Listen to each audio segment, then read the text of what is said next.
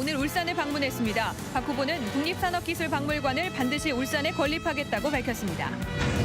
추석에 고향에 왔다 길에 있던 돈가방을 들고 간 평범한 회사원이 전과자가 됐습니다. 무심코 남의 물건을 들고 갔다 입건되는 일이 늘고 있습니다. 사건 사고 현장을 누비는 경찰 순찰차의 블랙박스 설치율이 30%에 불과합니다. 그 이유와 실태를 취재했습니다.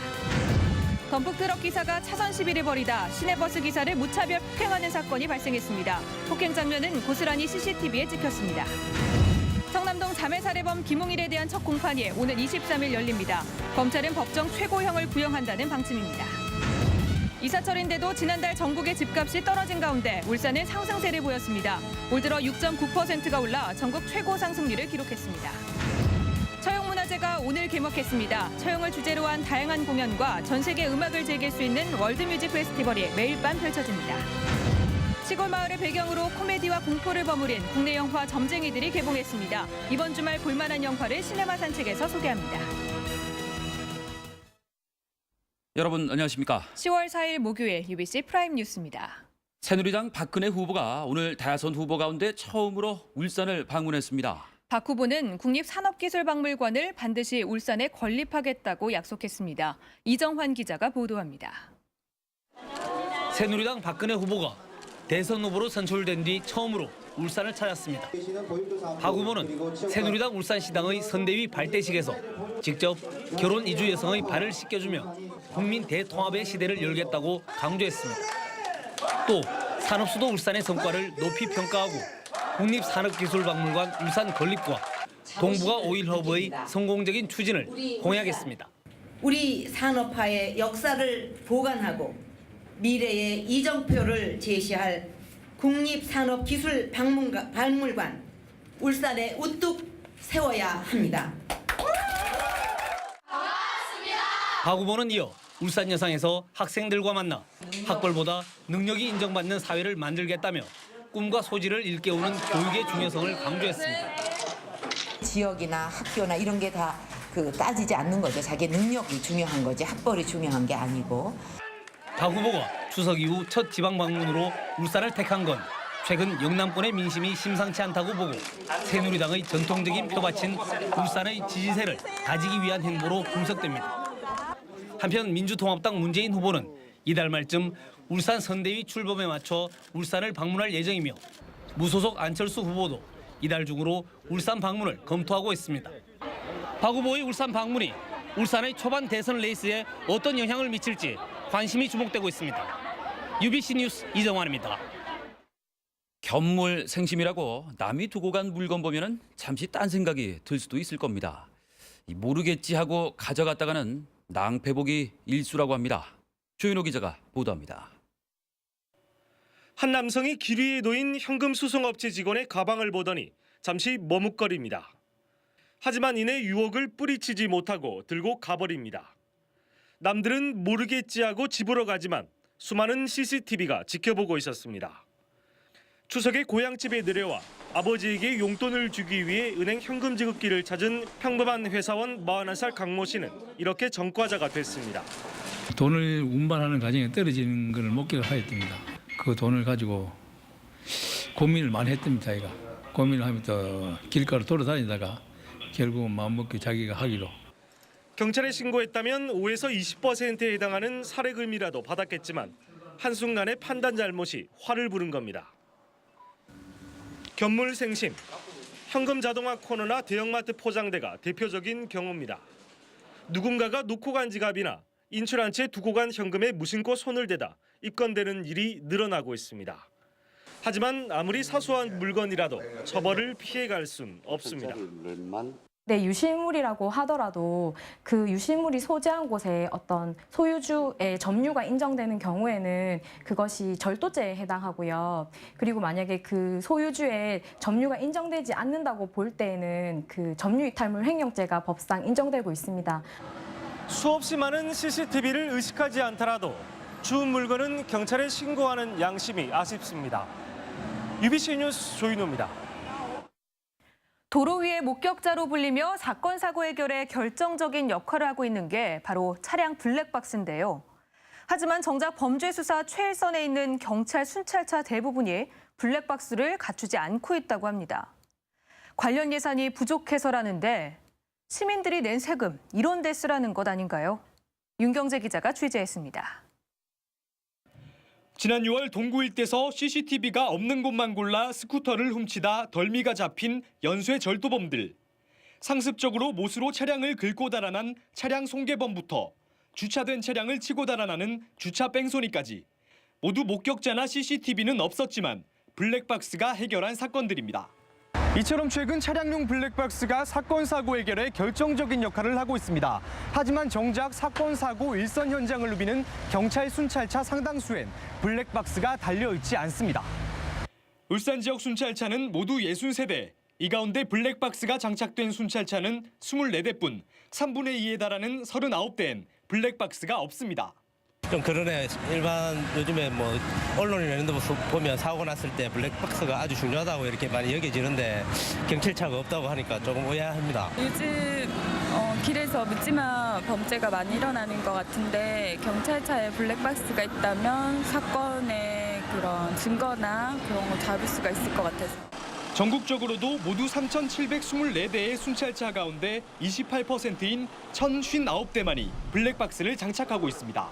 주차 8년부터 달려나갔는데 지금 생각하면 뭐 다 달아야겠지만 그 전에도 20억이에요. 6년도부터 다 달려나가니까 사고 현장은 차량자료를 쓰고요. 범죄 현장을 누비는 일선 경찰관들도 그 필요성을 절감하고 있습니다.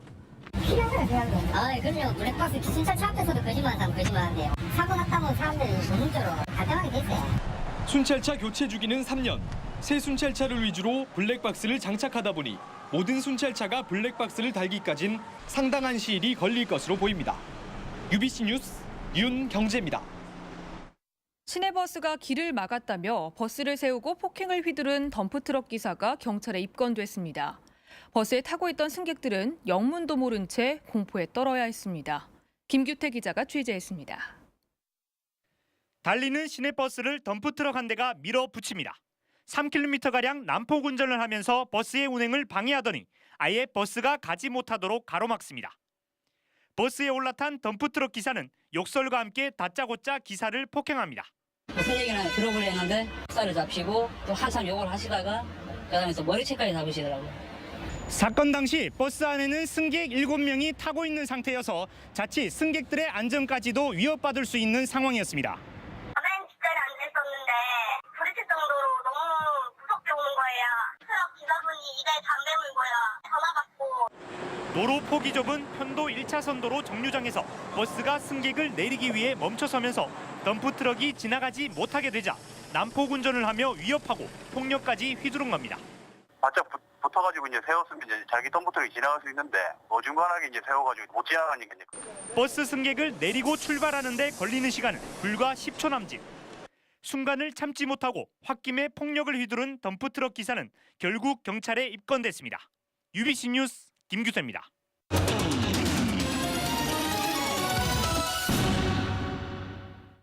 울산의 대표적 축제인 처용문화제가 나흘간의 일정에 들어갔습니다. 시민과 함께하기 위해서 처용 체조도 만들었습니다. 이다로 기자가 보도합니다. 처용소라 발상지인 처용암 앞바다에서 유네스코 세계문화유산에 등재된 처용무가 화려한 춤사위를 선보입니다. 처용맞이 제의도 열려 도시의 번영과 축제의 성공을 기원합니다. 처용물을 통한 처용 체조를 이제 배우게 됩니다. 항상 이 기간 동안에 오시면 누구든지 처용 체조를 배울 수가 있고요. 처용문화제 개막 공연에서는 음악과 춤, 영상이 만나 환상적인 무대를 연출했습니다. 국악과 월드뮤직, 그리고 처용무와 창작무용이 한데 어우러져 울산의 역사와 자연경관을 표현합니다. 특설무대가 마련된 달동문화공원에서는 처용을 주제로 한 인형극과 판소리 공연이 열리고 처용무를 응용한 처용체조도 올해 처음 선보였습니다. 전 세계 음악을 한절에 접할 수 있는 축제의 하이라이트 월드뮤직 페스티벌은 밤마다 문예회관에서 계속됩니다. 올해는 12개국 40개 음악팀이 참가하고 6회째를 맞아 한국 최초의 뮤직 마켓인 뮤직 미팅도 열립니다.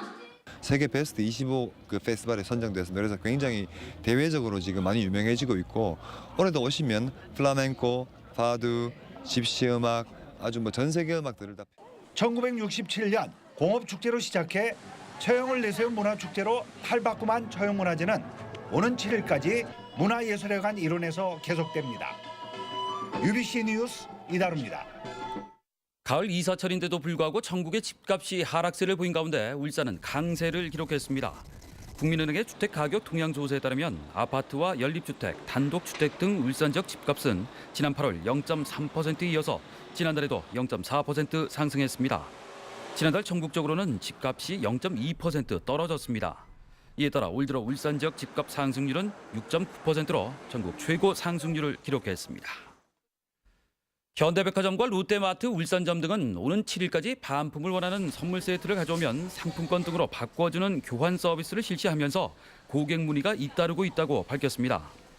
유통점들은 그러나 교환을 원할 경우 영수증 대신 배송 전표를 제시해야 하며 육류 등 신선식품이나 개봉한 세트는 교환이 불가능하다고 덧붙였습니다.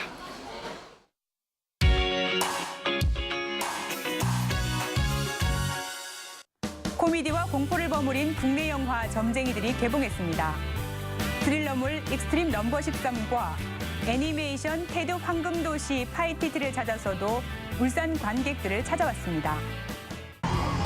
수십 년간 의문의 사건 사고가 끊이지 않는 한 시골 마을. 아이고 우리 장법사님. 큰 건이 하나 생겼어. 큰 건? 울진이. 미스터리 사건을 해결하기 위해 내노라 하는 능력과 개성을 자랑하는 점쟁이들이 모여들었습니다. 주민들이 숨겨왔던 진실이 하나둘 드러나면서 오싹해지다가도 뜻밖의 상황에서 웃음을 자아내는 코믹 공포 영화입니다. 주인공은 우연히 손에 넣은 우편물을 보고 큰 돈을 벌 수 있다는 러시안 룰렛 게임에 참가합니다. 누군가는 수백만 달러를, 누군가는 목숨을 베팅하는 게임에서 사람들은 생과 사를 넘나드는 한판 승부를 벌입니다. 자극적인 소재를 차용한 스릴러는 치밀한 구성에다 연기파 배우들의 감정 연기로 긴장감을 높입니다. 어린 시절 고고학자를 꿈꿨지만 평범한 벽돌공으로 살아가는 주인공. 황금 원정대와 함께 신비의 도시로 떠나면서 여러 가지 모험을 하게 됩니다. 영화 인디아나 존스를 모티브로 한 3D 애니메이션으로 남미의 마추픽추와 아마존 정글, 나스카 사막 등 50여 곳을 무대로 화려한 볼거리를 선사합니다. UBC 뉴스 이영남입니다. 지난 2일 신고리원전 1호기의 발전 정지 원인은 출력을 조절하는 제어봉 한 개가 떨어졌기 때문으로 드러났습니다. 한수원과 원자력안전기술원은 제어봉에 공급되는 전력을 제어하는 전자소자가 고장나고 퓨즈가 끊어져 원전 핵심 장치인 제어봉이 떨어진 것으로 분석됐다고 밝혔습니다. 신고리 1호기의 재가동은 KINS와 한수원의 점검이 끝난 뒤 원자력안전위원회의 승인이 있어야 가능합니다. 신고리 원전 1호기 고장으로 시민들의 불안감이 높아지고 있는 가운데 한국수력원자력이 원전 정보 전광판에 엉터리 정보를 제공해 논란이 일고 있습니다. 한수원은 신고리 1호기가 고장나 가동이 중단된 지난 2일 자료가 잘못 전송되는 바람에 울주군 범서업에 있는 전광판에는 정비 중인 것으로 잘못 표시됐다고 해명했습니다. 신고리 1호기는 핵심 기기인 제어봉의 퓨즈가 끊어지면서 고장나 사흘째 가동이 중단되고 있습니다. 유니스트의 일부 교수가 수억 원의 연구비를 받고도 기한 내 연구 결과를 제출하지 않은 것으로 나타났습니다. 김태원 의원이 밝힌 국정감사 자료에 따르면 지난 3년간 유니스트의 일부 교수들이 3억 4,500만 원이 지원된 14건의 연구과제 결과물을 기한 내에 내지 않았습니다. 김 의원은 연구 결과가 기한을 지나 제출되면 연구 성과의 효용성이 낮아진다며 제재가 필요하다고 지적했습니다. 올해 울산 지역 파업 손실 일수가 6년 만에 최고치를 기록했습니다. 울산 고용지청에 따르면 올 들어 지난달까지 울산의 파업 손실 일수는 23만 8천일로 31만 7천일이던 지난 2006년 이후 가장 높았고 지난해 4,300시간보다는 무려 55배나 많았습니다. 이는 현대자동차 울산 공장이 12차례에 걸쳐 부분 파업을 벌였기 때문으로 이에 따른 현대자동차의 생산 차질 피해도 역대 최고인 1조 747억 원을 기록하기도 했습니다. 문수국제 양궁장을 둘러싸고 있는 절개지가 지난달 태풍 산바 당시 무너진 사실이 뒤늦게 드러났습니다. 남구청은 지난달 17일 태풍의 영향으로 절개지 안반 사이로 빗물이 스며들면서 높이 25m, 길이 18m 정도의 양궁장 절개지가 무너져 내렸다고 밝혔습니다. 남구는 지질 전문가를 동원해 무너진 절개지에 대한 안전 점검을 한 뒤 복구 공법을 결정할 계획입니다.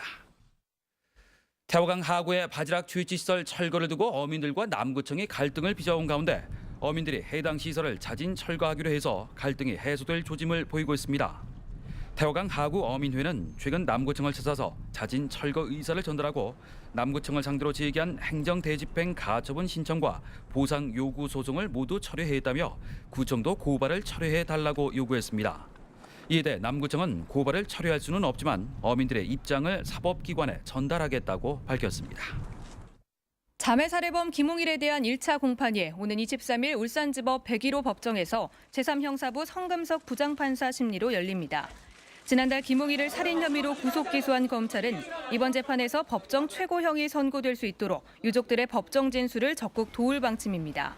한편 검찰은 피해자 유족들에게 법정 최고 금액인 유족 구조금 3천만 원을 지원한 데 이어 유족들의 심리 상담 치료와 생계비도 지원할 계획입니다.